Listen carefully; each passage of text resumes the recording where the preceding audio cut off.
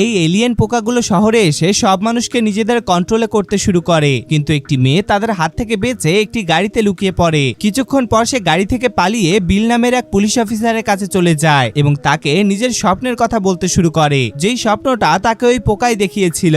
এখন বিল বুঝতে পারে যে ওইসব পোকাগুলোকে মারার জন্য আমাদের এদের লিডারকে মারতে হবে, আর সেই লিডার অন্য কেউ নয়, সে হলো গ্রান্ট। তখনই আমরা একজন লোককে দেখতে পাই যে কিনা এখন পুরোপুরি একটি দানবে বদলে গিয়েছিল, আর সে সেই সব এলিয়েনদের লিডার ছিল। অন্যদিকে বিল ওই লোকদের পিছু নিতে শুরু করে যারা এলিয়েনদের কন্ট্রোলে ছিল, আর তারা সবাই নিজেদের লিডারের কাছে যাচ্ছিল।